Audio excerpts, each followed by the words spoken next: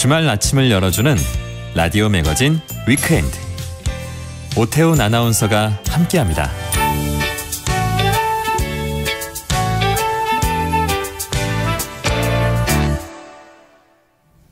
네, 일상에서 발견하는 실용 인문학 이야기를 나눠보는 시간입니다. 생활 속의 인문학, 인문학 저자 이혁원 작가와 함께하겠습니다. 어서 오십시오. 네, 안녕하세요. 오늘은 뭐에 대한 얘기를 해볼까요? 예, 오늘은 진정성이라는 주제 들고 왔습니다.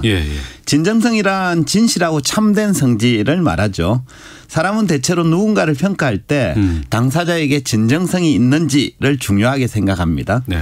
그러니까 진정성 있는 사람은 신뢰하는 반면에 진정성이 엿보이지 않으면 상대를 잘 믿지 않죠. 예컨대 남성이 여성에게 프로포즈를 할 때 남성에게 진정성이 엿보이지 않으면 바람둥이다 이렇게 생각할 수도 있습니다. 꾼이다. 예, 네. 맞습니다. 그죠? 이처럼 우리는 대체로 진정성을 추구하는 경향이 강합니다.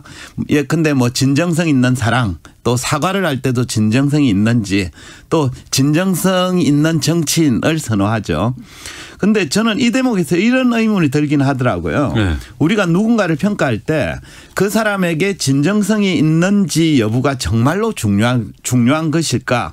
예컨대 상대가 싫어함에도 불구하고 좋다고 쫓아다니는 스토커에게는 진정성이 없는 걸까? 어떻게 생각하십니까? 그러네요. 그런 생각을 안 해봤는데 스토커 진정성이 있겠죠? 그렇죠. 예, 그러면 맞습니다. 안 되지만. 그러니까 진정성이 있는가 없는가의 여부는 당사자의 마음과 관련이 있기 때문에 스토커에게도 진정성이 있을 수 있습니다. 어쩌면 그는 상대방을 좋아하는 마음이 너무 커서 스토커가 되었을 수도 있죠. 여기서 이제 우리가 눈여겨봐야 될 부분은 진정성 여부가 옳고 그름을 판단해 주지는 않는다라는 사실입니다. 네. 그러니까 상대를 판단할 때 진정성 여부로 평가하는 것은 대개는 진실하고는 무관합니다. 중요한 건 진정성 여부가 아니라 내용 그 자체죠. 그러니까 스토커의 구애 행위가 문제가 되는 건 진정성이 없어서가 아니라 방법과 절차, 즉 내용이 문제인 겁니다. 네. 상대방의 의사를 무시한 채 자기 마음만 일방적으로 강요하기 때문에 문제가 되는 거죠. 범죄가 되기도 하고. 예, 맞습니다. 그러니까 의처증이나 의부증을 가진 사람에게 왜 배우자를 의심하는가 하고 물어보면 대개는 배우자를 진정으로 사랑하기 때문이다라고 말합니다. 하지만 아무리 진정성을 가졌더라도 절차나 행위에 한 목적성이 결여되어 있다면 그런 행동이 정당화되기는 어렵겠죠. 그러니까 진정성보다는 네. 행위의 정당성이 더 중요하다? 네, 그렇습니다. 그러니까 평소 진정성을 따지는 사람들은 주체가 진정성을 잘 알고 있고 예. 자기의 진정성을 밖으로 드러낼 수 있다라는 믿음을 가지고 있습니다. 하지만 사람은 자신의 참되고 진실된 모습이 뭔지를 잘 모르는 경우도 많습니다. 독일 철학자 니체가 이런 얘기를 했어요. 인간은 자기 자신에게서 가장 먼 존재다. 그러니까 우리는 정작 자기 자신이 어떤 사람인지를 잘 모르는 경우가 많습니다. 마음이 수시로 왔다 갔다 하는 경우도 많고요. 네. 또 자기가 진정으로 좋아하는 게 뭔지를 모를 때도 있죠. 그러니까 당연한 말이지만 자신이 어떤 사람인지를 제대로 알지 못하는 상태라면 이것이 나의 진정성입니다라고 드러낼 수도 없습니다. 실존주의 철학자인 키르케고르가 이런 얘기를 했어요. 자기 자신을 아는 것은 신을 아는 것이다. 그러니까 자신이 진정 어떤 사람인지는 우리를 창조한 신만이 알 수 있는 영역입니다. 피조물인 인간은 자기가 어떤 사람인지조차 제대로 알지 못한 채 살아가는 경우가 많죠. 그러니까 내가 진정으로 어떤 사람인지 이건 평생에 걸쳐 알아가야 되는 필생의 과제일 수도 있습니다. 해서 진정성을 밖으로 드러낸다. 이건 말처럼 쉬운 일이 아닙니다. 그러니까 본질적으로 사람들이 자기 자신을 잘 모른다고 하기 때문에 네. 모르니까 네. 그러면 진정성을 드러내는 건 불가능할 수밖에 없겠네요. 네, 그렇습니다. 또 한편 인간의 진짜 모습은 당사자가 의식할 수 없는 영역도 포함됩니다. 의식 너머에 있는 무의식의 영역도 자기의 참모습을 구성하는 한 부분이긴 하거든요. 네.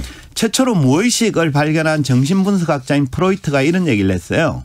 나는 나라는 집의 진정한 주인이 아니다. 그러니까 프로이트는 나를 구성하는 세계는 의식만이 아니라 네. 자기도 모르는 무의식의 영역도 포함된다고 보았습니다. 하지만 우리가 자신에 대해서 알 수 있는 부분은 의식의 영역에 국한되거든요. 네. 그러니까 무의식은 의식의 영역 바깥에 있기 때문에 당사자에게는 포착조차 되지 않습니다. 때문에 인간은 자기가 어떤 사람인지 무엇이 진정성인지 말할 수 없는 경우가 대부분입니다. 막 분노하거나 감정이 극을 치달을 때 왜 이런지 나도 잘 모르겠어라는 얘기도 그렇죠. 하고 내 마음을 나도 몰라 막 이렇게 막 하소연하잖아요. 그런 얘기 자주 하죠. 그렇죠? 예. 그건 이제 의식의 영역이 아니라 무의식의 영역도 포함되기 때문에 그렇습니다. 또 사람의 참모습을 전부 아는 게 좋은 일인지도 좀 생각해 볼 필요가 있습니다. 네. 어떤 한 인간에 대해서 과거와 현재 또 의식과 무의식의 영역을 모두 알면 그 사람을 좋아하기보다는 아예 싫어지는 경우도 생길 수 있거든요. 네. 그러니까 인간은 대체로 신이 아니기 때문에 항상 불완전하죠. 그러니까 모든 인간의 내면에는 선한 면과 악한 면모가 동시에 존재한다고 보는 게 타당합니다. 네. 정신분석학에 따르면 인간의 원시적 성충동에 해당되는 리비도가 있는데 이걸 관장하는 영역이 이더예요. 예. 본능에 해당되는데 이 이더에는 추하고 어두운 면이 가득합니다.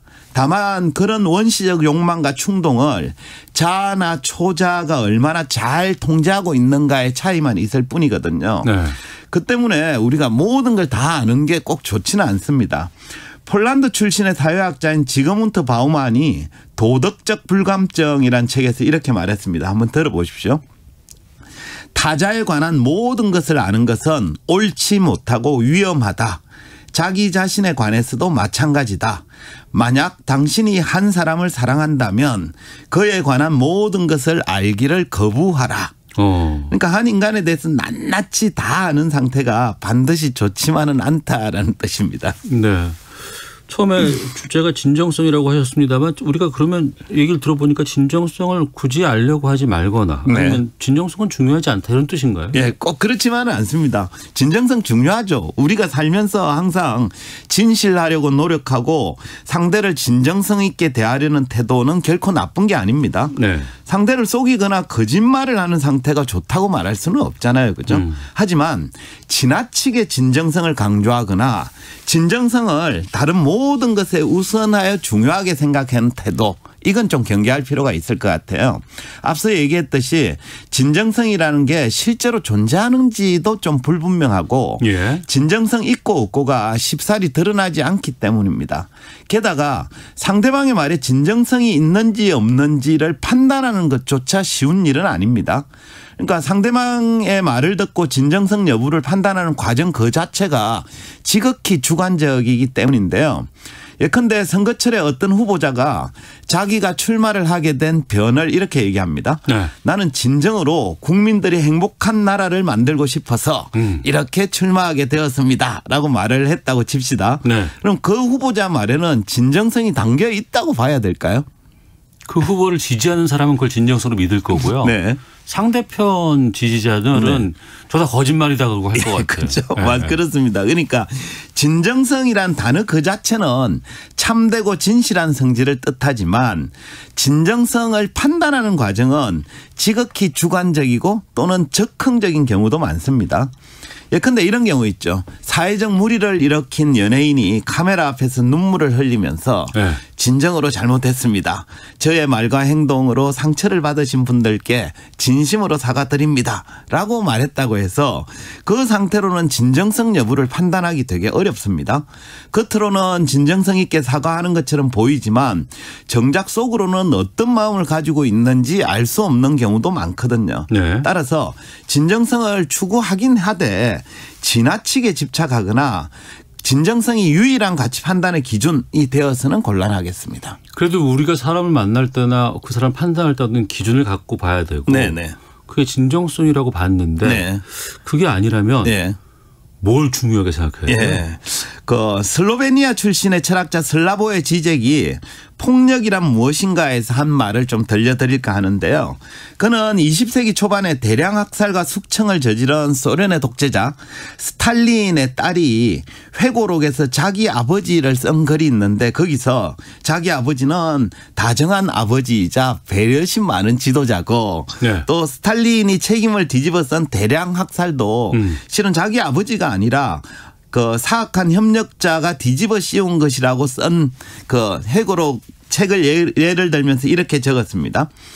우리의 내면의 삶에 대한 우리의 경험, 우리의 행동을 설명하기 위해 우리가 스스로에게 들려주는 우리 자신에 대한 이야기는 네. 근본적으로 거짓말이다.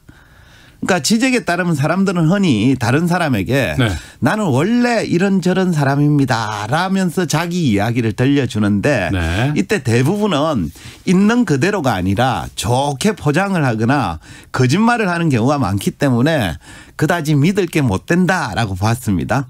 흔히 성공한 사람 중에서 나이가 한참 든 후에 자기가 살아온 모습에 대한 자기 자신의 이야기 그러니까 자서전이나 회고록을 쓰는 경우가 있는데 네. 그 책에 쓰여진 모습이 진정한 본 모습도 아니고 진실한 것도 아니다라는 게 이제 지적의 입장이죠. 예. 그러면 사람에 대한 정말 진실이 어디에 있는 거예요? 그러니까 지적은 아까 한 얘기에 이어서 이렇게 얘기합니다. 진실은 외부에 우리가 하는 행동 속에 있다. 행동 속에 그러니까 있다. 말의 이야기에 있다는 게 아닌 거죠. 흔히 사람들은 진정성을 드러내기 위해 나는 이런저런 사람입니다 라면서 자신의 이야기를 들려주는데 그 속에는 진실도 진정성도 들어있지 않은 경우가 많다는 거죠. 진실은 그가 들려주는 말이나 이야기 속에 있는 게 아니라 그가 실제 하는 행동 속에 들어있습니다.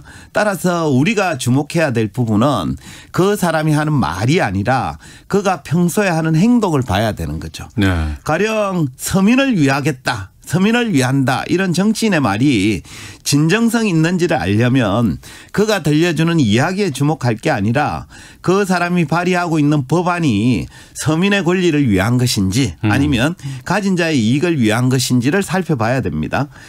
진실이나 진정성은 그가 하는 말이 아니라 행동 속에 들어있기 때문입니다.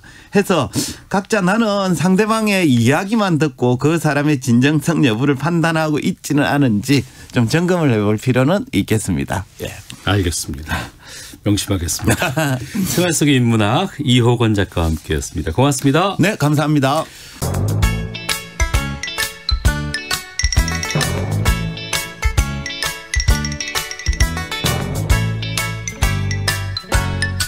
박노원의 라디오 매거진 위켄드.